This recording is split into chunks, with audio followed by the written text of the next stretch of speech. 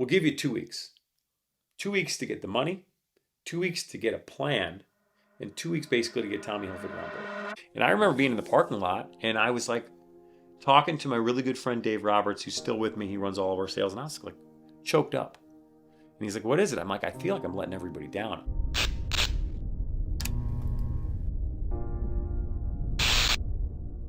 Welcome to Innovation Illuminated, a podcast where guest entrepreneurs and experts in their field of business share their experiences and knowledge learned through their journey in the business world.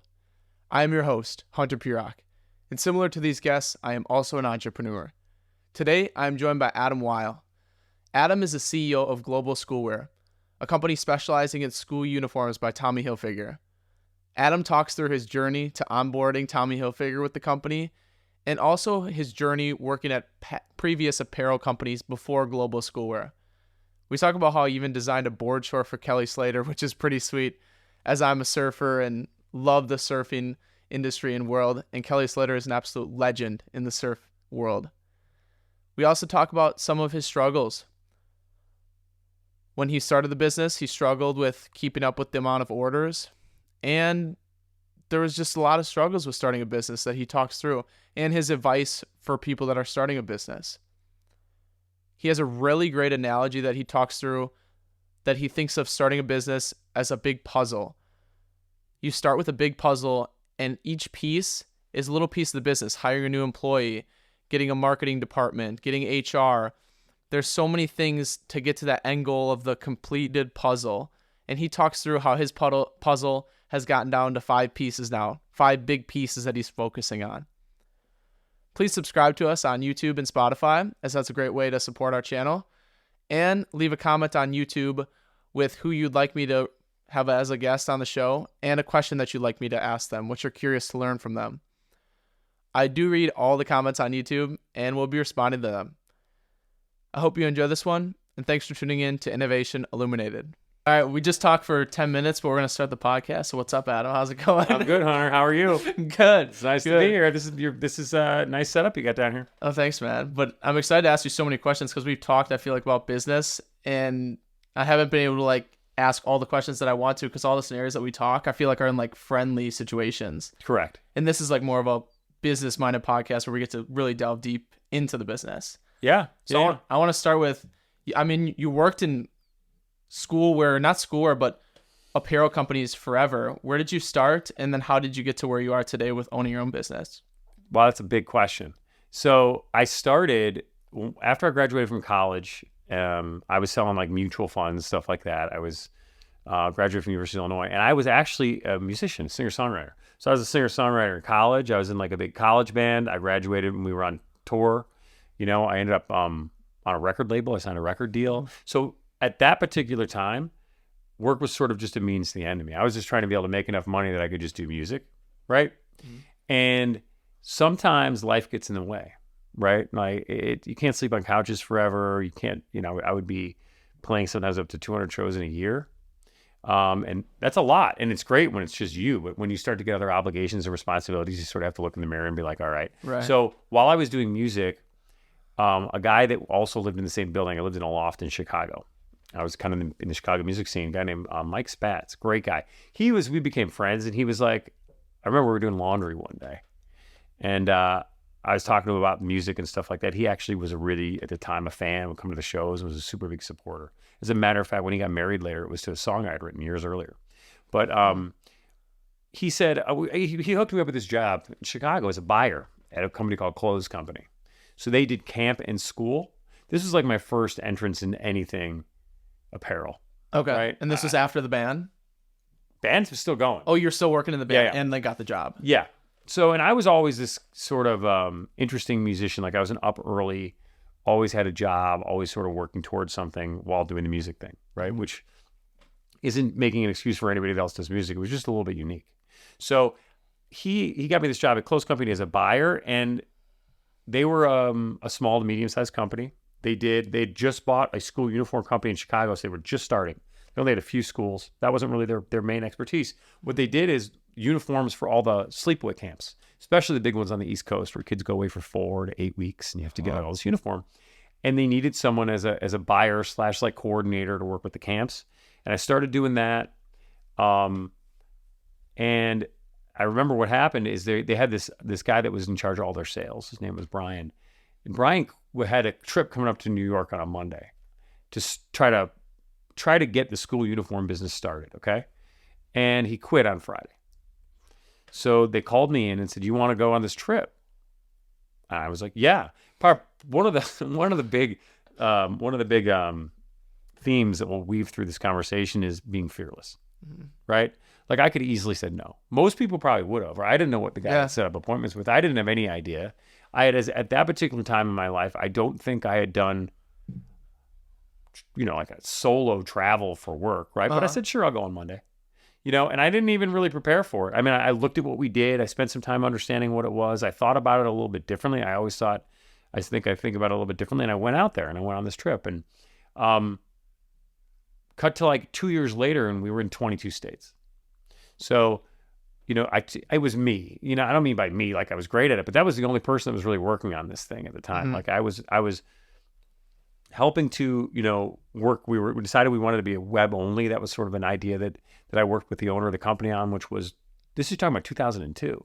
So no one was, people were shopping online, but it wasn't like now. It wasn't like Amazon. Right. None of that existed. Yeah. So the idea to kind of go out on a limb and work with this person that I worked with, the owner of that company, and say, listen, let's make this an online situation. We had no brand.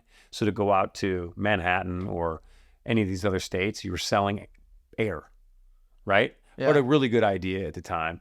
And, I ended up, for the most part, helping them run that company within a few years. So I was running sales and I was and doing the marketing, and it ended up in a really unique spot. Sometimes when you're in a certain industry, it maybe isn't that you're smarter, or it might be just that you're thinking differently than something that's been antiquated for a long time. And in school uniform, it has been, and that's been kind of the theme to a lot of the success that we've had, is that we've always thought differently.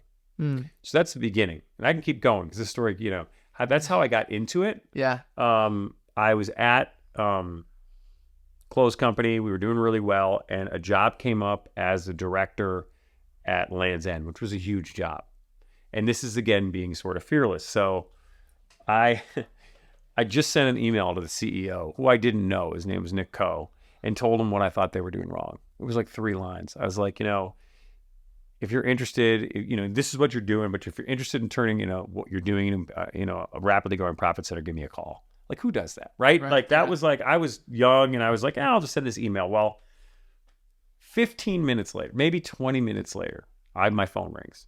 And it is like the head of HR at Land's End, right? A multi-billion-dollar company at the time. And it just was like, I ended up going through the interview process with them, like went down. It was crazy. I was on the East Coast visiting these camps that I talked about, the camp business that I was helping run. And they're like, yeah, we need you to come back for an interview. I'm like, on the East Coast, I can't make it. They're like, we'll fly you in. We'll have a car pick you up at the airport. We'll drive you down to Madison. We'll put you up in a hotel. I get to the hotel. The closet's full of clothes. They got my size, filled it with clothes, yeah. And I go there. I do these interviews with Land's End. They were super people there. But I did the entire process without a resume. As a matter of fact, I'd done all these interviews. There was this guy his name was Bob. Great guy, but he was a real serious guy at Land's End. And he's looking at this sheet, this email I sent. He's like, this isn't a resume. And I said, no, it's not. He thought I was trying to pawn off his resume. I said, they never asked me for one, Bob. Yeah. I give you a resume, but And got to Land's End, and we had like a meteoric rise there. So came into Land's End and wanted to apply what I was doing on a really small scale immediately to what was a small uniform thing that they were doing at that time. We had at that time, we had a team of maybe 10 or 12 people, which grew to, between customer service and everything, well over 100 as I was there. But I remember writing everything on the board that I wanted to do with the people that were there. And they said, we can't do any of those things. And I said, we're doing all of them, right? That was another thing. It was like, I was naive to think, or whatever, which is probably another theme with me, that why not? Yeah. Right. Why not try it? Right. I was a baseball player. You're out 7 out of 10 times you're in the Hall of Fame. Like, you're going to have to make mistakes. Mm-hmm. And with the teams that I've been able to manage and grow and be responsible for, even before I owned a business, you couldn't get in a lot of trouble with anything that I was doing for making a mistake for trying something. I applaud it. We're going to go down in flames all the time because we're trying things that are different. We're trying to grow. We did that at Land's End. And from a Land's End perspective, I believe that we were the fastest growing part of Land's End for 17 quarters in a row or some crazy thing. And it was really crazy what happened there. And it was, a lot of those people are still with me today. It was a great team. I think one of the things is, for me, culture is the number one thing. As a matter of fact, and we could talk about it later, I left Land's End because I didn't think I could control the culture that I controlled at that particular time. Gotcha. Because the way people treat each other, Hunter, the way that everyone is treated is the most important thing to me. I always say to people that are working with me, I say that, I might have different decisions to make. That's the only thing that has to do with what my title is. But we're no different. Right. And I remember being at Land's End one night, late. It was probably 9 o'clock or whatever. I used to work crazy hours to try to get all this stuff going. And, sometimes I still do. But it was 9 o'clock and this woman came in. And Lincoln, who's 15 now, was probably 3. Right? Your son. Yeah. Yeah. He's probably 2 or 3. And she comes in and she had woven him a Spider-Man blanket. It was crazy. It was amazing. Doors, which comes in and I was like, well, I knew her. She was part of the team, but, probably from the decision-making tree, 4 or 5 levels away from what I would be working with. So we didn't have a lot of, and I said, I don't understand. It's super nice, but why are you giving this to me? And she said, it's because you treat everybody the same. It's because you treat everybody the same. And I'm talking about 1, 2, there must be 5, I could count them, but at least 5 people still working with me today, that have been with me for different companies. One of them, 4 of them, because of the culture, and also because of the ideas and the ability and the trust that we have with each other and giving people the opportunity to fail. But so left Land's End. I was in Land's End. I've been there we had a great. I was there 4 or 5 years, and I decided they were moving towards going public, and the scrutiny around what everybody was doing was really increasing for the right reasons for them, but something I didn't really flourish in. I found that it was kind of putting undue pressure probably on some of the people that I worked with. Mm-hmm. And at the same time, I wanted to start a company. So I had noticed, this is even before what I'm doing now, I had noticed an opportunity in production, like producing garments for school uniform. I had never done it before. This is another good example, but I knew a lot of people, I was working with people that were doing it. And I went out and I talked to not only Land's End and said, hey, if I go do this, could I, and I come up with a solution for you for this certain thing, would you do it? Yes. I talked to some of the other people in the industry, which I should say that found me to be, I thought they were my friends, the other owners of these big uniform companies, but truly they were out sort of, to run me out of the business because we were taking so much business from them. As a matter of fact, when we were doing everything at Land's End, the main competitors had an offsite where they all got together and spent a couple of days talking about how to beat me. That's interesting, right? Yeah. So when I'd met with them, I didn't know about this at the time, and I'd met with them about starting this production company. I left my job at Land's End. I partnered with somebody and went after this school uniform production. I was going to be the one that made all the clothes, and it died on the vine immediately. So I was trying to, everybody that made these promises, including Land's End, just pulled the rug out from under me. And I remember the woman that ran what was called sourcing. Sourcing is the term for the development and the production of product, basically, right? So you're working with people around the world. Her name was Casey Mazzoni, a good friend. And she called me and heard what had happened and heard Land's End and pulled the plug. She had left to go work at Quicksilver. She was running Quicksilver, the surf company. Mm-hmm. She called me to say, have you ever made a board short? I said, yeah. No. I never made a board short, Hunter. And can you make these shorts for board? Do you have the context? Absolutely. I got on a plane for China 2 days later. And did you know people in China? No. I had a partner that knew people. I made contacts. I showed up. I was going to have a meeting, I think on Thursday or Friday with Quicksilver. They're like, all right, we're going to meet. We've got people out in Asia. They'll come down and they'll meet your factory. So did you know anything about Quicksilver, like what they were going to pay you or anything? Well, I knew that Casey said that there was a big opportunity to make board shorts. I knew the person that she'd hired, this gentleman named Bart, who I loved.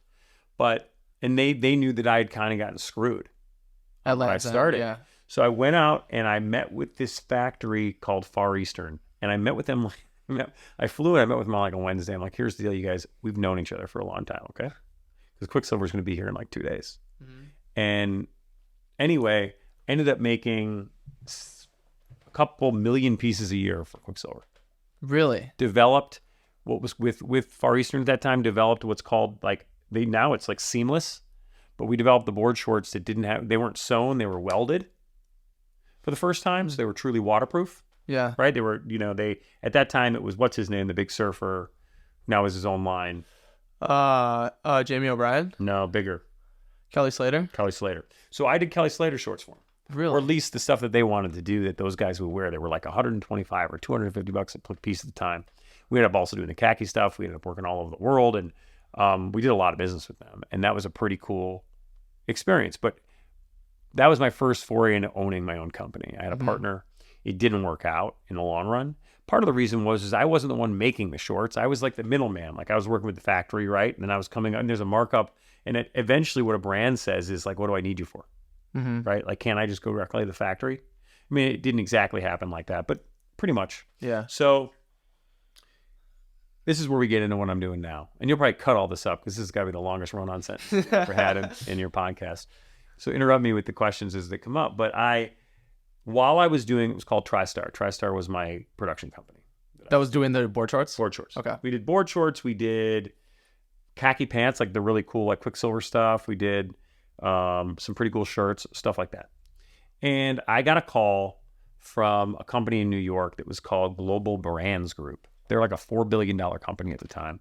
And there was a guy named Joel who they made all school uniform for all the retailers. So if you could imagine, like if you go into Kohl's or JCPenney or Walmart, that's who all of them, huge part. They also they owned a ton of brands. Like they owned Joe Jeans. They own just a big conglomerate kind of thing. They either have a license or they own the brand for all this stuff. And what they were noticing, which is a big problem, I think sometimes, is that retail's shrinking. Like not as many people are walking into stores to purchase, right? And this is now 2016, 15. And they were in Kohl's talking to whoever was one of the head of Kohl's internet. And they said, we want to go after the customer. And that person had worked with me at Land's End and said, if you want to go after a school uniform customer, there's only one person to talk to. You got to find Adam Weil. So now, I don't know if that's true or not, as like I'm the one person to talk to, but we did have a really great track record. I did with the teams that I worked with. So it wasn't just me, but really great people. Mm-hmm. So it's sort of known for that. So I got a call and he said, listen, we want to go do this. Would you be interested in helping us? And at the time, TriStar was doing really well. And I said, no, but I will like develop a plan for you. And I'll put the plan together. I'll fly out to New York. I'll present what I think you guys should do. And you can pay me for the plan. Right. Yeah. And they were going to pay me a really decent amount of money to do it. So, I said, okay. So I went out to New York. I sat in this big boardroom. They had 11 floors of the Empire State Building. Right? It's pretty impressive stuff. Yeah. Big company, 11 floors of the Empire State Building. I'm on like, I think, if I try to remember, maybe it's the 11th floor. Who knows? It's way up there. And I'm sitting with these kind of their main players. And I gave the presentation and I kind of passed it across the table and they were excited about it. But this one guy named Mark Fishman, who I'm still close with, super successful guy, helped save Griffin when Griffin got sick. He's on the board at CHOP, which is one of the best children's hospitals in Philadelphia. Oh, wow. Side note.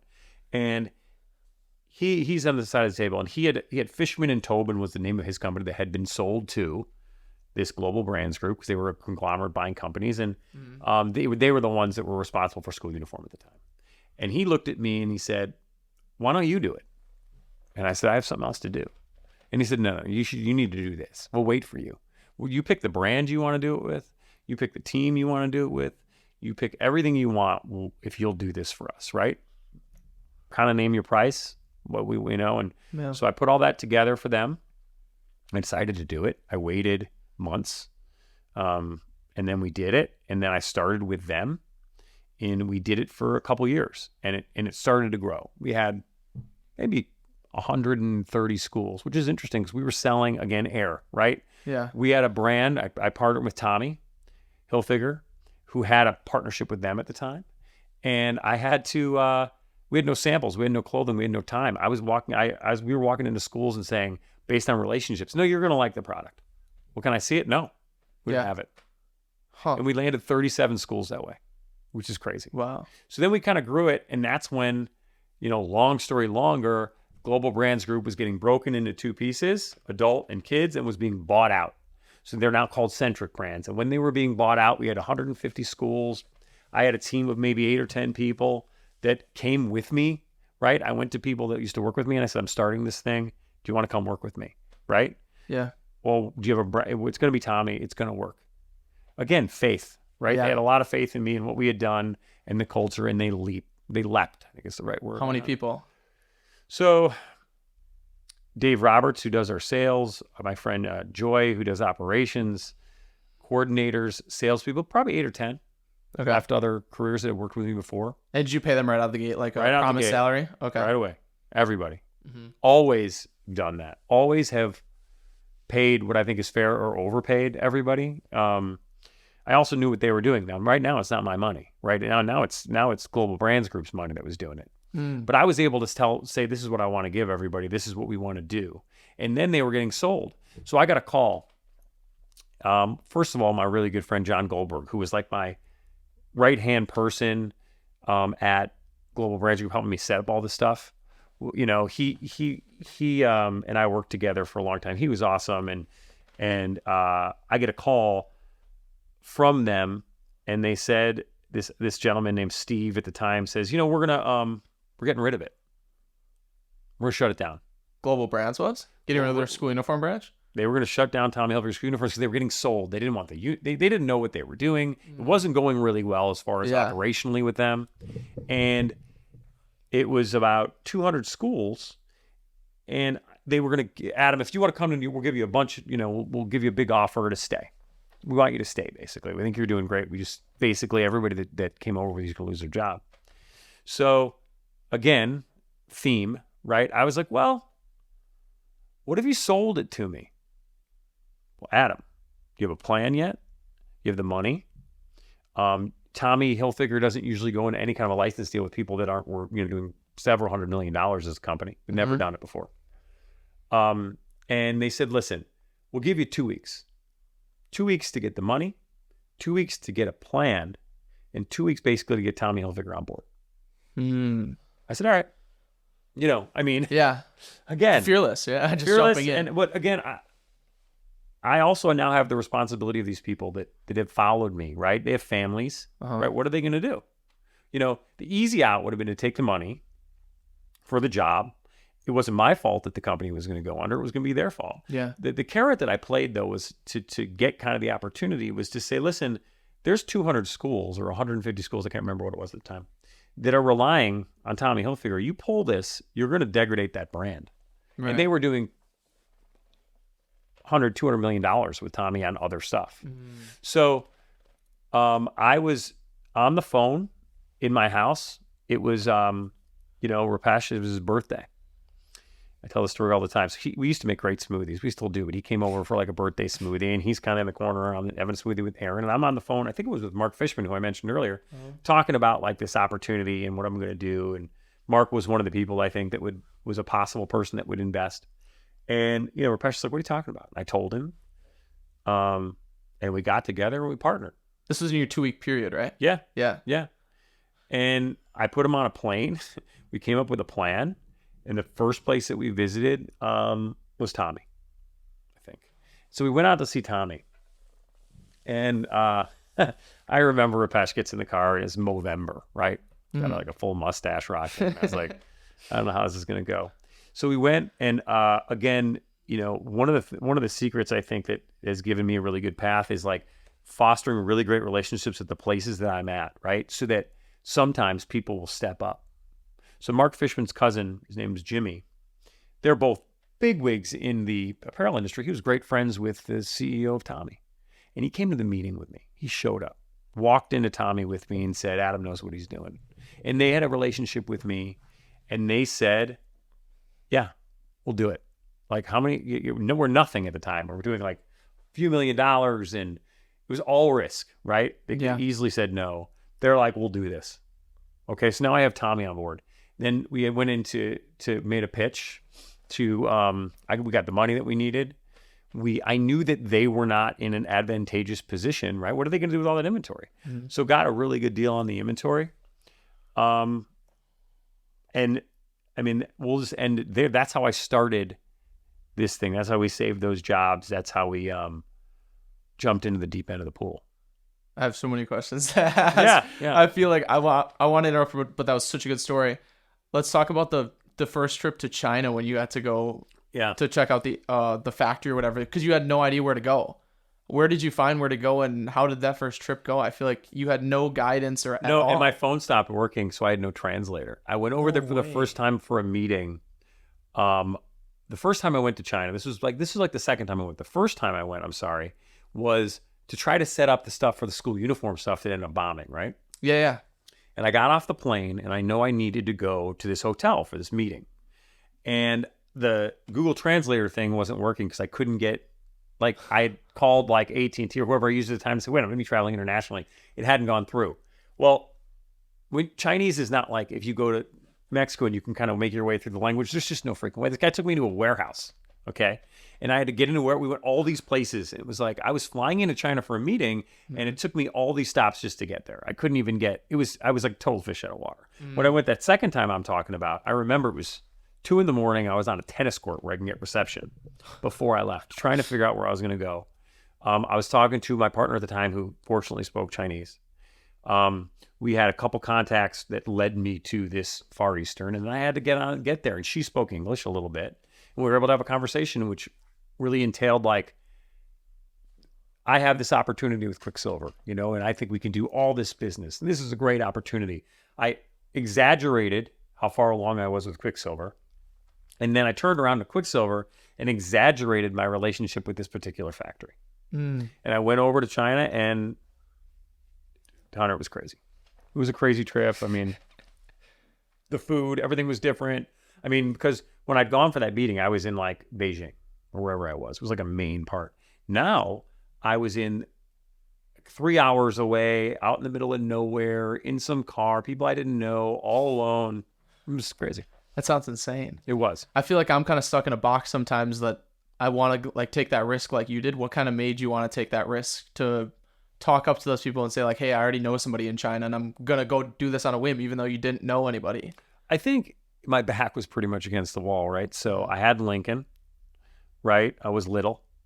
I had... How old were you about? So Lincoln at the time, how old was I? Yeah. 37 maybe. Okay. And 37, 38. And I, at that particular time I had Lincoln. I can't remember exactly where it fell, but I was now divorced, had Lincoln, and everything I was going to do financially fell through. There you go. Right, backs against the wall. So that was part of it. Not to mention, I never shied away from that kind of thing. Yeah. I knew I could do it. I had a lot of confidence in what I could do, and it had kind of worked out so far, right? Mm-hmm. So that was kind of it. Was it hard? Were there any days that you were like, I feel like this isn't going to work out? Or some days you were just like, I don't even know if I'm going in the right direction? Oh, yeah. Yeah? I remember there was a day where I couldn't pay for gas. I was driving back and, I had all this other obligation with Lincoln, right, that I had to take care of. And I couldn't pay for gas that day. And I was like, what am I going to do here? Right.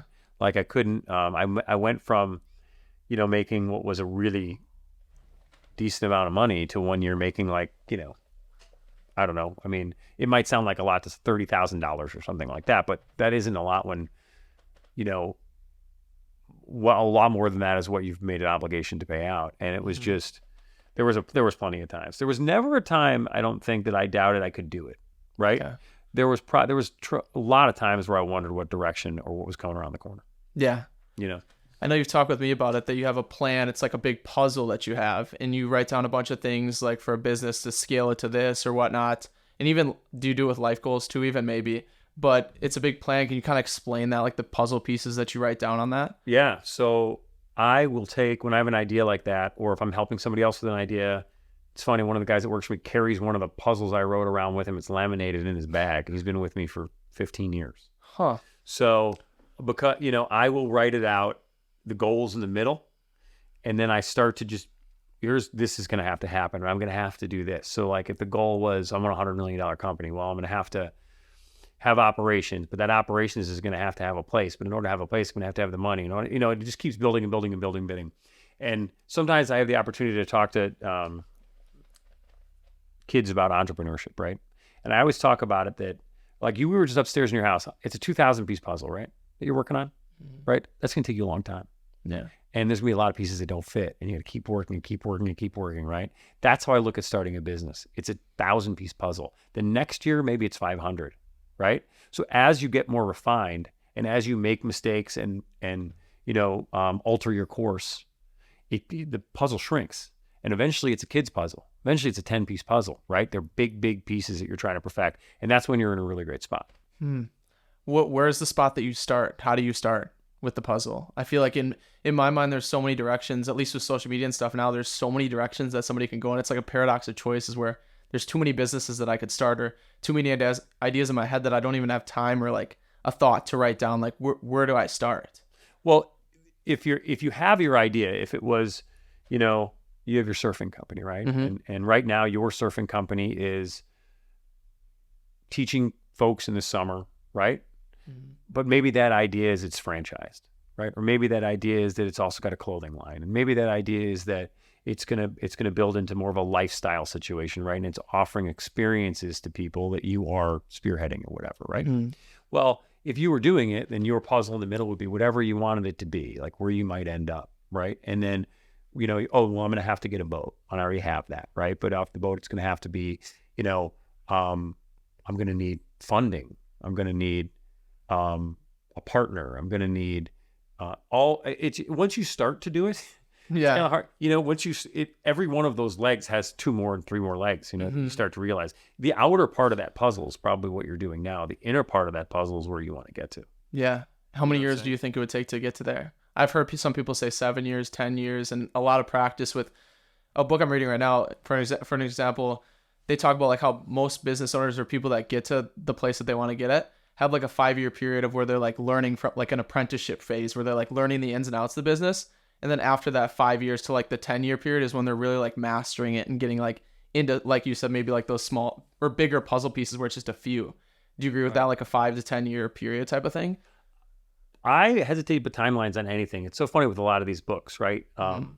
They're always telling us how to do or what to do or how to think, like I'm telling you. But the truth is, I don't know.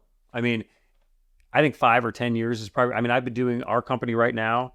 We bought it in 2019, right? And we are now in 2023 and our puzzles got a lot smaller, mm-hmm. a lot smaller, right? So, and we went through COVID and we went through all these really hard times with this company, and but the culture, and the idea, that puzzle drives it, right? It drives it. And what's interesting is you pull out when this gentleman, Brett, a good friend and someone that's worked with me for a long time, pulls that puzzle out. It's this big. We've done almost everything on it. And I wrote it at the beginning. Yeah. Right. I wrote it. I talked about, we're going to need Amazon, right? That's going to have to play a proponent, right? Yes. And we're going to need, we're going to have to expand our product. We're going to have to go into PE. We're going to have to look at, all these different things, which at the time I knew the business, right? Surfing, that, but there's a ton you don't know. Mm-hmm.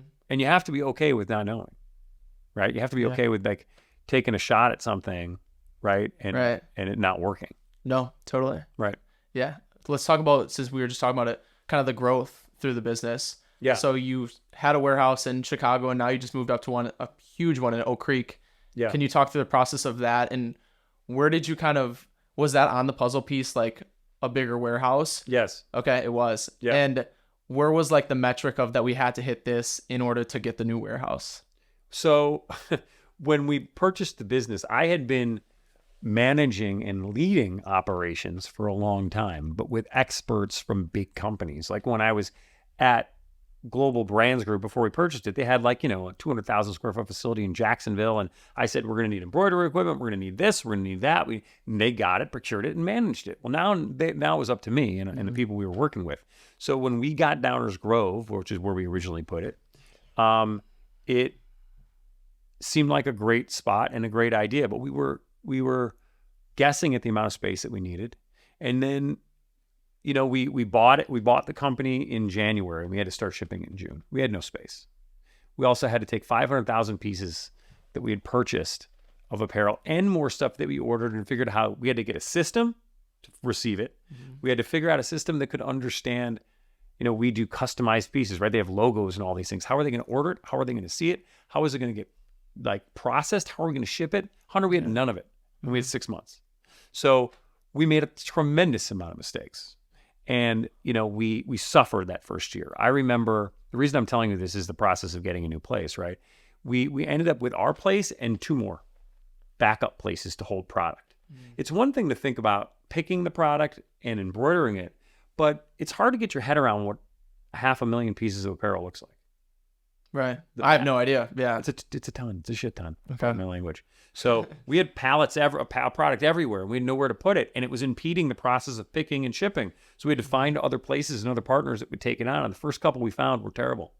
So I remember it being, you want to talk about adversity. Let me tell you what wasn't on the puzzle. What wasn't on the puzzle was 8 customer service reps not being nearly enough. What wasn't on the puzzle was that these orders would start coming in. The product that we bought would come in such a way that we didn't have it organized right. We had no way to do it. We were like 20,000 orders behind. We took 60,000 phone calls in August. We had hours of wait time. I mean, the walls were melting, bro. And, I remember it being like, this is actually a little bit of me kind of opening up, but I remember being in the parking lot. I spent the summer living at my sister's. My brother-in-law at the time had done a real nice job, set up the warehouse, but we were in trouble. So we were working 6 days a week from 5 or 6 in the morning until 1 or 2 at night, every day. Just like it was like, what more could I do personally to try to help? Yeah. Right? Because the orders, we couldn't catch up. And I remember being in the parking lot and I was like talking to my really good friend, Dave Roberts, who's still with me. He runs all of our sales. And I was like choked up.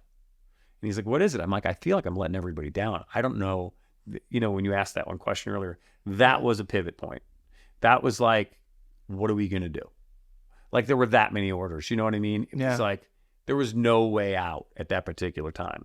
What we did is we just put our heads down. We got as many as we could. We tried to clean up the situation, and we lost 20%, I believe, of our schools when that year ended. 20% left. Really? Yep. Just because the orders weren't getting out fast enough, or what? Because we were atrocious in the way that we handled them. Like someone places their order, and they expect that you give them a timeline of 15 business days, right? And they don't get their order for 6 or 7 weeks. That's terrible, right? Yeah. So what did that cause? A new puzzle. Right? That creates a new puzzle. That creates a puzzle of how we're going to fix it. And then the big puzzle that you start out with, which is around the whole business, little puzzles start to pop up. Like, okay, this is operational puzzle. Right. Like, how are we going to fix it? Part of fixing it was COVID happening, which was terrible, but it slowed everything down. Here comes COVID. We have the schools that we kept. Let's take a look at all the processes that we did. Then we started to really grow, right? We had a really good year. And then it just took off, and we quickly knew we didn't have enough room. Right.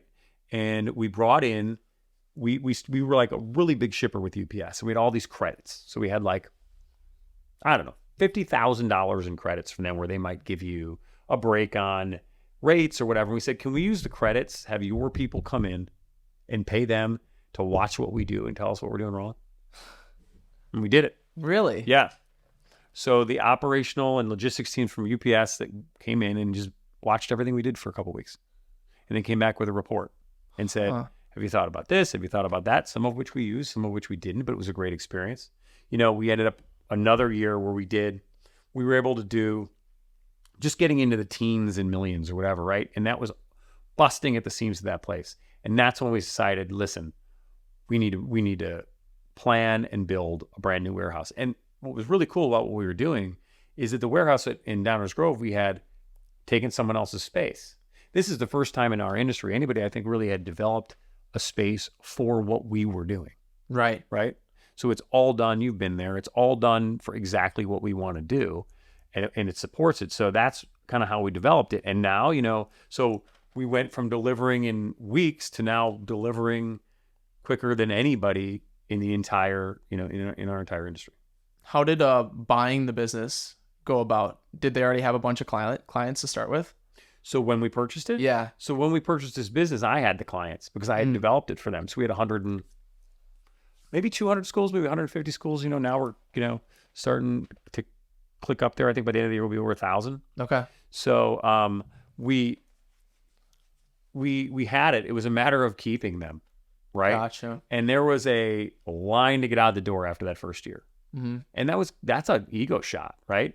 So I mean, everybody that worked with us on my teams, our teams, that's all we did was beg forgiveness. Yeah. This is what we're going to do different. We're really sorry. This is what happened. Like, fall on the sword is what I always used to say. Mm-hmm. It's it's a very powerful business tool, which is like, don't bullshit anybody.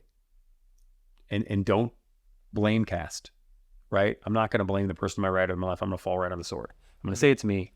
And I would get on the phone and I would say, I'm the one that made these decisions. I'm the one that put us in this position. If Dave was on the phone, Dave would say, I'm the one that did this, and this is my responsibility for it. And there was a lot of respect, I think, that we got out. And those schools that stuck with us are our biggest references now. Did a panic ensue on you when that 20% left? I was already in panic, bro. Okay. I was in a bigger panic in that summer. I remember it was August. It was hot. We had no air conditioning in the facility. In the warehouse? The Downers. Oh. It was probably like 2 a.m. I remember the folks, we had 2 shifts, and the people in the shifts were great. Mario was his name, and I was like 2 a.m. I was getting like something to eat or whatever. And he's like, man, you are always here. I was like, yeah, I am. And I was panicking. I was in full panic mode. Like, if it wasn't for the relationships that we had established with the schools and the relationships I had with the people that we worked with, think about like Matt Coles, who's our COO. You've met Matt, I think. Mm-hmm. That was his first year with us. He was one of the hires that we made when we purchased the business, and he came into a complete chaos. I can't believe, and he's awesome. He's still with us, but yeah, I can't believe he stayed. Really? Was it hard to keep employees, or did most of them stay like Matt throughout the whole process? Wasn't hard. Really? Yeah, wasn't hard. I mean, never thought about it, and would have been totally fine if they had found something else that they wanted to do. Okay. But no, I mean, our main leadership team, as a matter of fact, we just hired a head of marketing. She's somebody that worked with me at Land's End. So she just came back, and we've got Dave Roberts, who works with me, was with me at Close Company, was with me at Land's End, is with me now. Joy, who's our head of operations, she was with me at Land's End. She's with me now. Brett, who I mentioned, he was with me at Land's End, TriStar. He was with me when we started Centric. He's with me now. Wow. So, and there's more of them like that, which is, our salespeople have been with me for a really long time. So I think there was this belief in our end goal, mm-hmm. and a trust between us. It was like, we're just going to, we'll lock arms and kick our way through the door. Tough it out. How did you deal with the stress when you said like you were panicking and in the parking lot and stuff? Did you have like a outlet or something, like working out or something like that, or did you just work? Just work. I remember like it's better now, but like I get like a patches in my beard and stuff from the really. Yeah. It was pretty stressy, for sure. It was stressful. Well, everything that I had was in this thing. Mm-hmm. It's not just a money thing. It's an experience thing. It's like everything leads up to, there's so many, when I think about how I got that story I told at the beginning, it wasn't linear. Weird things had to happen. I had to be in a laundry room to talk to Mike Spatz to get that job where I was a buyer. I had to see a thing where I emailed the head of Land's End to get that job. I had to have somebody kind of track me down to get the other job, or all these right and left turns that were made in order for me to land where I was. Mm-hmm. And it all led up to this opportunity, which, in this particular industry, I'd found that I'm pretty good at it. And I had this opportunity, and I had Tommy Hilfiger, and I had these brands. Like, the pressure was blowing it. You know what I mean? I mean, mm-hmm. What at that particular time, and all those people that followed me, and Griffin being little, and Lincoln, Erin, my wife, and all. There was a lot on the line. Right. I haven't had to deal with that stress in my life since I'm still 22 years old. Right. But I can imagine that would be crazy to have that much going on. And eventually I want to grow into a business that I have employees and stuff. So I want you to talk about like a little bit about how you treat employees and keep them satisfied. Cause I know you talked about making sure that they are happy is like the main thing in a company. And I don't know really how to hire employees and how to make them feel like they're in the right place and doing the right job. Okay, You know what I mean? that's another sort of it's a broad question. So Yeah. we narrow it down. We start with the people, like how you Mhm. treat the people, right? So, so whenever I interview anybody, what I say to them is, there's one way to really get in trouble with me, right? And that's to be disrespectful for anybody that works with me. Period. It's a line in the sand for me.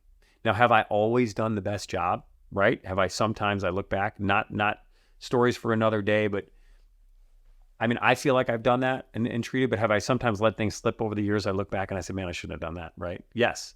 But that is the kind of the ethos under which we work. And that is, I've got genuine, amazing friendships with the people that I work with based on how we treat each other, because it's not a blurred line. Everybody understands what they're supposed to do, so we all treat each other, I think, with respect. I make a point, doesn't matter who it is in our company, whether it's someone that's picking, right, or if it's someone that's selling.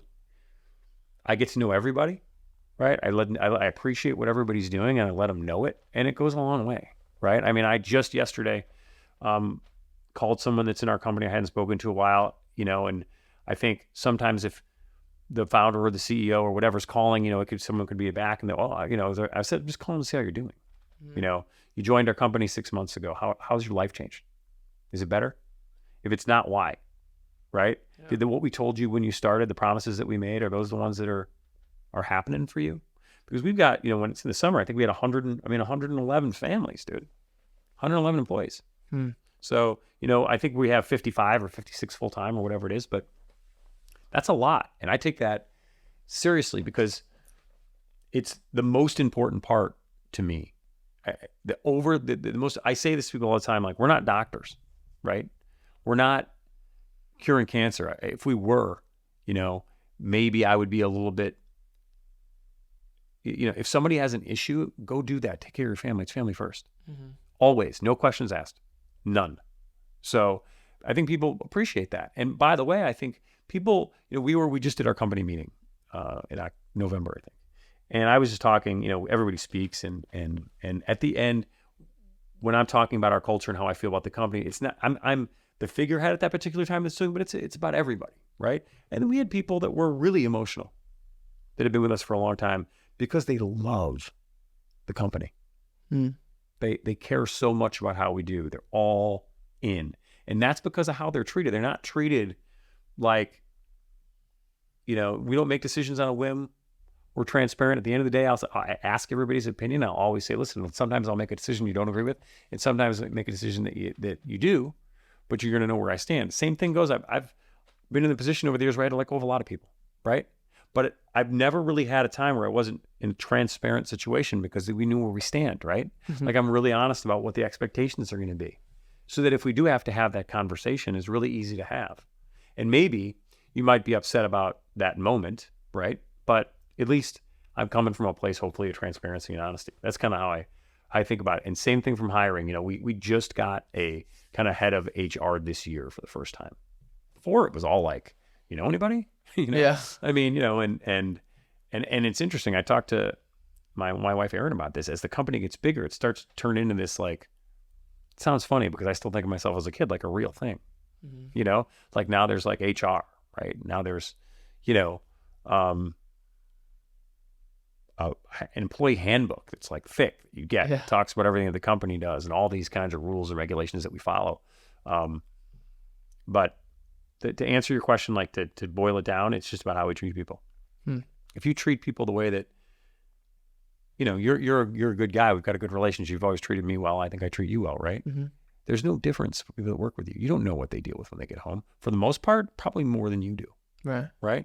They probably are volunteering or taking care of somebody or in a tough spot. All the last thing I'm going to do is implode their work life. Right? Like, I'll never do it. Yeah. I won't do it. I'm soaking it up like a sponge. I feel like there's so much that I'm learning right now, and I'm gonna have to listen to this podcast back because I want to really delve deep. Because I'm thinking in my head, I'm like turning up questions. I'm like, oh, what do I want to ask? What next? What do I want to ask next?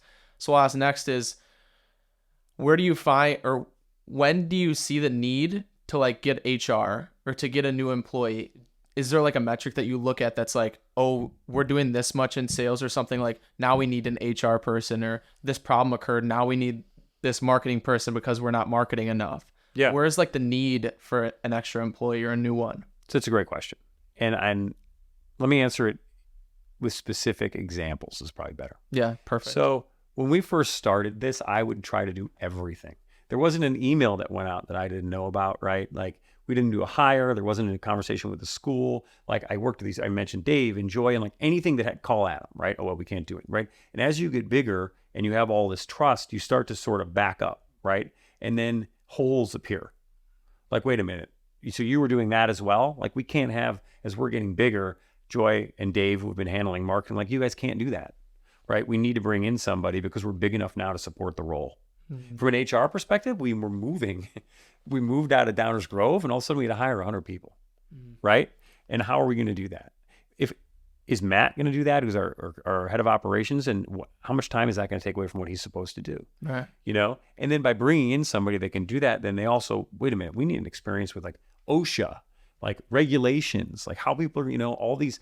I can say that the culture is great, but what are the guardrails that we're going to put in to make sure that they are, right? So by bringing in somebody like that, we knew we were getting big enough that we couldn't just sort of wing it, you know? And the bigger that it gets, the more the holes appear, right? Yeah. And those become these little puzzles. And you can solve those puzzles by just sitting down and thinking through, well, okay, example. We need 100 people hired. Okay, so what is that? If that's in the middle, 100 people working. Okay, and the first things are the roles. Well, we're going to need 2 supervisors, and we're going to need up to 25 operators, and we're going to need 15 people to pick, and we're going to need shippers. We're going to need 8 shippers, and we're going to need a supervisor out there. And then we're also going to need people that are in the front office, and we're going to need blah, blah. You get all that starts. So how are we going to get those people? Well, 25 operators in an area that we've never worked before? Well, we could try Indeed, LinkedIn, right? Well, all of a sudden you put all those things together and there's a big hole in the middle, and that says HR, right? Yeah. That says we need somebody to come in and sort of own that puzzle.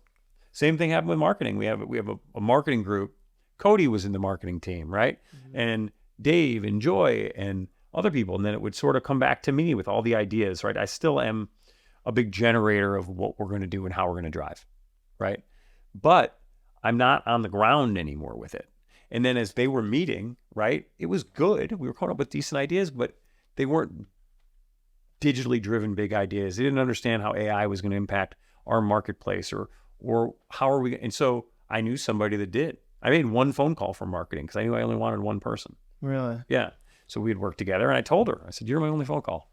And at first she said, I'm kind of happy with what I'm doing, but let me come out and see the place, right? So she came out, she's like, wait a minute, there's Brett. I worked with him for all these years. Wait a minute, Joy's still here. Dave's still here. She's like, I remember exactly what she said because it's a word that my mom's used my whole life. She goes, this is my tribe. I'm in. Right? Yeah. So that's how the marketing thing came. So when you ask that question, there is no specific metric, right? Now, somebody else might come in here and say, I know that if it's 10 people, when it's going to grow, like, I know that if I add another salesperson, I'm going to get X dollars.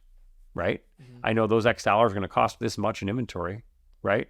I know, there's metrics I use all the time. I love math. Math is like my thing. But when it comes to a lot of things we're talking about, a lot of it's feel and opportunity. They're everywhere. Every rock you turn over, especially as the puzzles get smaller, right?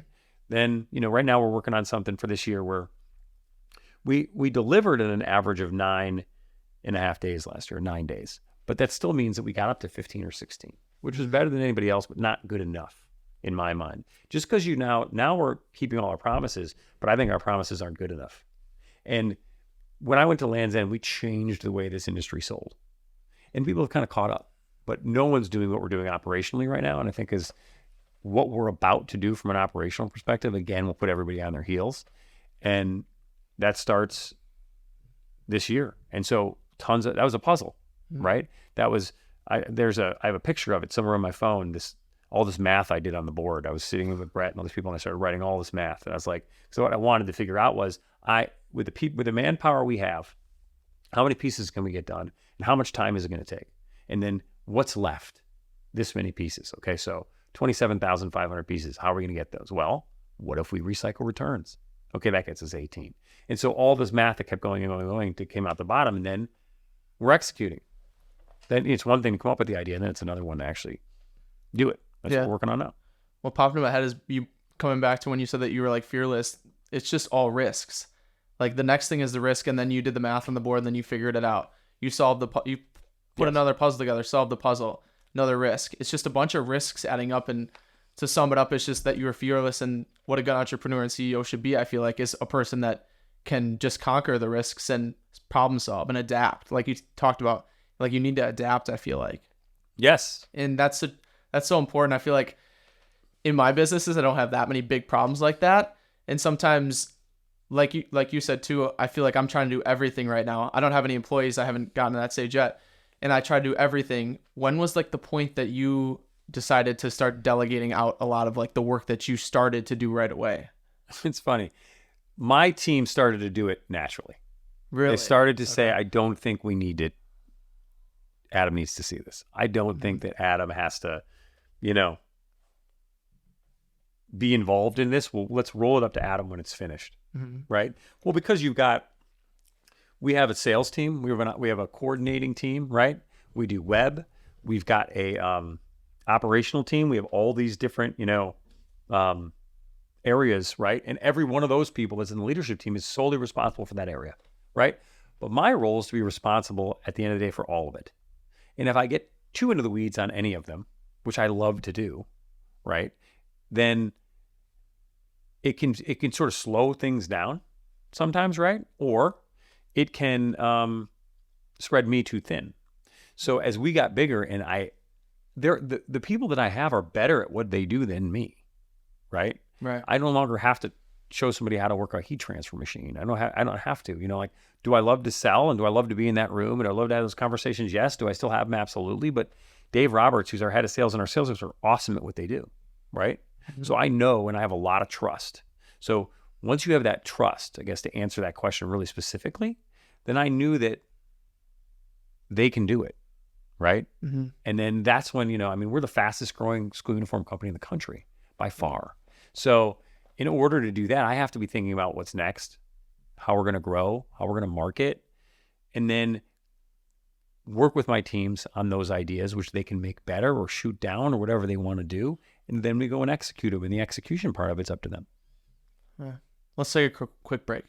Yeah. I'd like to take a minute to thank the sponsor of this podcast. Today's innovative product of the day is the Easy Fade Clipper Guard. This is an invention that makes it easier to do a fade haircut, and I really like it because it saves time and money, so you don't have to keep going back to the barbershop to get a clean fade haircut.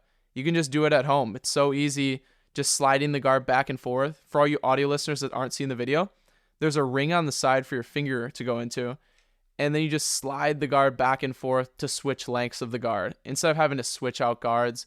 Because let me tell you, those barbers are very talented, and it takes a ton of practice to perfect the fade with switching out guards. So the Easy Fade Guard makes it easier to do a fade haircut, and they've even got bundles for you guys on their website. So they got the clipper that comes with the guard and also cape, so that's all you need for the at-home fade haircut. You can use discount code Innovation Podcast on their website. That's Innovation Podcast. Go check them out. The link's in the description. And back to the podcast. All right, we're back from the break. Could we get into some numbers? Would you mind sharing like how much revenue you started making when you first started the business? Yeah, so I will give you broad stroke numbers. Only because it's not just you think. I just don't share a lot of that competitively. Yeah. But, so we'll talk about it from a school perspective. Okay. We had a couple hundred schools when we started. We purchased the business when it was doing, $4 or $5 million. Okay. That's fair. And that was with a couple hundred schools. And I think this year we'll hit 1,000. Okay. Gotcha. So, yeah.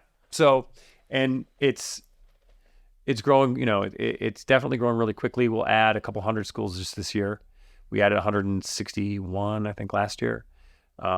We did add a sales rep. Somebody came back that was with our company when we started.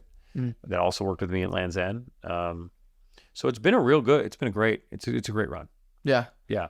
What's new at the warehouse that's really like changed the dynamic or sped things up and has really like optimized the warehouse experience? Well, we're still working on some of that, but in order to cut 6 days, I needed to cut 6 days, right? I told you we did it in 16, and I wanted to be done in less than 10, so I'm sort of planning at 9. So 16 to 10 is 6 days, or 9 would be 7 days, and you think about how many pieces you do. So when we thought about how we're going to do that, that's kind of like where we're coming up with. One of the things that happens in our industry is if you return something that's logoed, you can't really resell it. Right. It isn't because it's not good enough to resell. It's a SKU thing. So we carry about 9,000 active, almost 10,000 SKUs, which a SKU meaning a particular size and color of a product, right? That's a lot. So, but if you start to go by logos, that would get into like hundreds of thousands of SKUs, because now you've got one particular school that's got 3 color polos and 4 different logos, and it just starts to expand. And it's really hard to figure it out. But one thing that we did is figure out part of it this year with our top schools, where we're able to start to use some of that product. That's going to help us get to our number.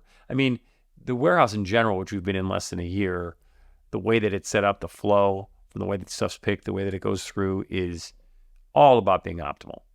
So we're still working on that, right? But we are putting some of the stuff in place this year to get to, I think it's a magic number for me, which is less than 10 business days.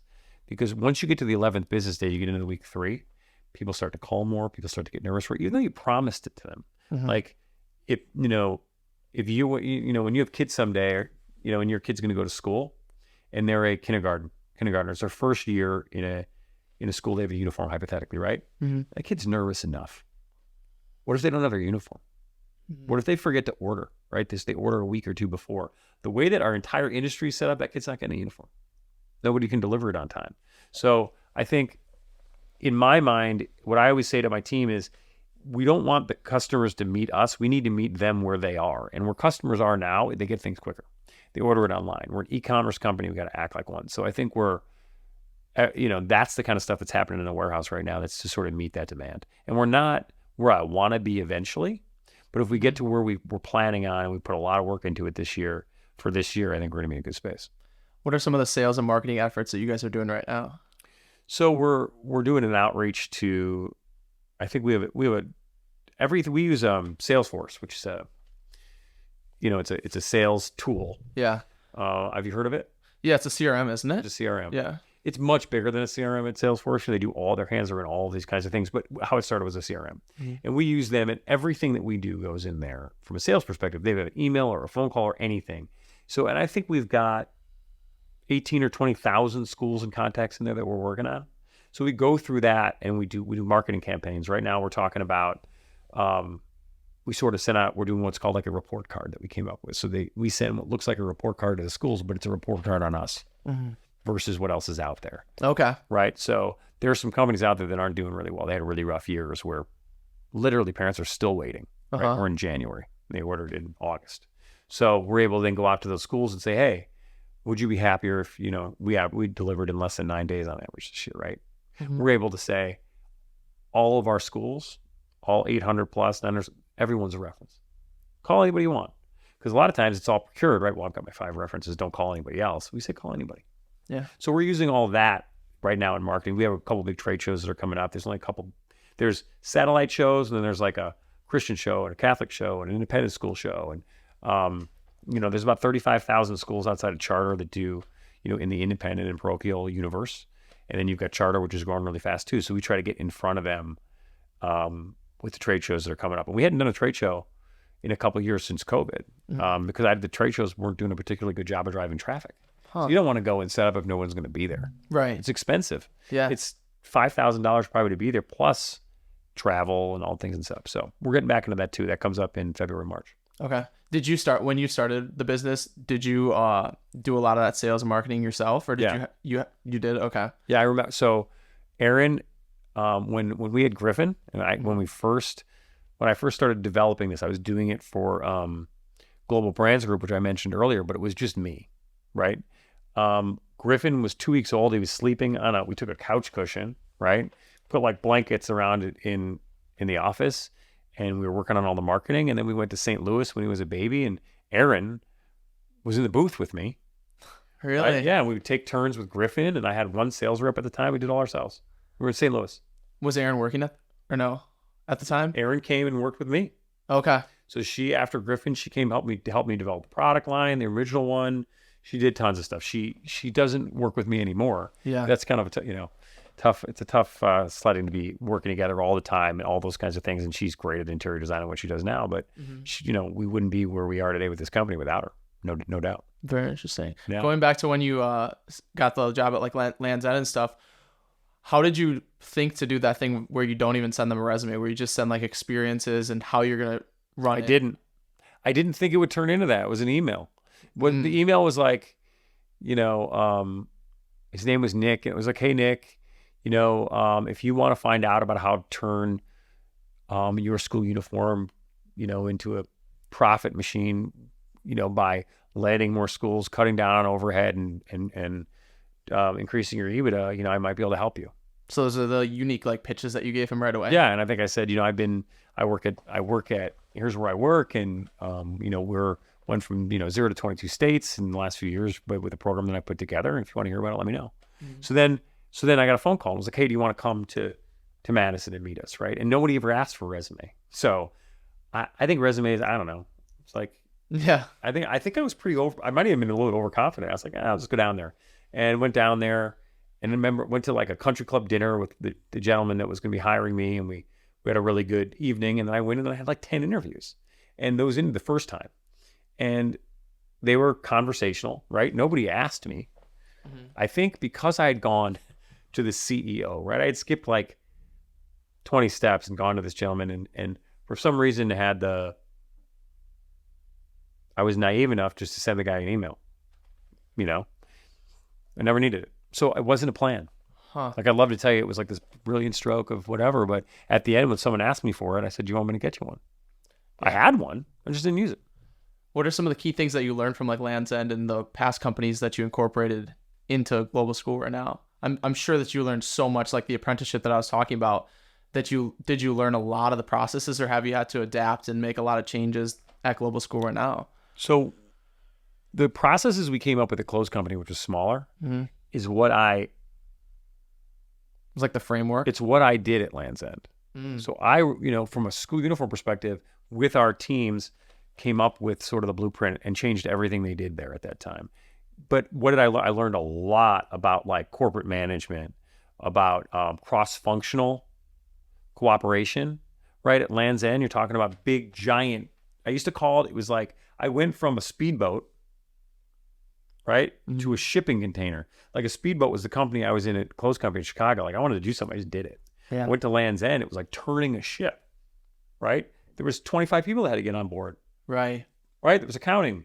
There was the people across the street that was we called it Building 5. That was people that did like big Land's End, like selling day to day, because we were in business to business, right? And I really learned about kind of cross-functional relationship, a lot about leadership. There was great leaders there, I met Aaron there, right? I mean, amazing, right? And took a lot of that with me. And Aaron and I, when I got this opportunity with, like I mentioned it, but it's worth mentioning it again, like, she was right there, right? She helped me like at the beginning when I really didn't have a lot of help, right. Some of the stuff that I've done. And she's smart and knows apparel, and, and was equal to the folks I mentioned, like Dave and Joy and all these folks that helped. Do you try to run Global Schoolwear as a speedboat and not a big shipping container ship? Absolutely. Okay. I try to run it as a speedboat. Sometimes I feel like the gears are grinding a little bit, but yes, and I think it's a joke that a lot of people that I work with, I think say, the speed at which I like to work or go or move, and it doesn't mean that it's the right thing all the time, but yeah, I like to run it as a speedboat. I want to end with one last question. What advice would you have for young or new entrepreneurs just starting out that might be stuck in a situation where they don't know where to go, or they're just having a hard time getting the company off the ground and don't know what direction to go in? It's a great question. Like the canned answer. You remember at the beginning of this where it was like we said hello even though we'd already been talking? Yeah. Like the canned answer, there's a lot of people, believe in yourself and, but the truth is whether it's a puzzle or a different way, like work your way through it. Like if you know what you're doing, don't be dissuaded by people telling you that you can't do it. It's you're going to have more of those voices as you move along than you probably need, right? Especially if you're going to do it differently or you're going to do something that hasn't been done before. It's entrepreneurship. It's not smooth water, right? It's not like when you're going surfing and you want it to be really, nothing worse than when it gets really choppy, right? Yeah. People are going to try and teach people how to surf. It's Entrepreneurship's choppy. There's, hundreds of examples where things just did not go the way that we thought they were going to go. Right? My advice to the entrepreneur be stay the course. If you really believe that you can do it and you've thought about the process by which you're going to do it and things change, then rethink your process with the same end goal. Sit back down and lean into people, ask advice, people that you really care about or people that you really trust. You can read all the books you want to read too. I think some of that stuff's helpful, but entrepreneurship has a lot to do with instinct. Right. And being, I was just talking to my 15-year-old about being brave, not brave like you're going to get in a fight, but be brave, be willing to be brave. That would be if I had one thing to tell an entrepreneur, one thing that's really worked for me, it would be brave. Awesome. Very great advice. Well, thanks for coming on the podcast. Yeah. That was super fun.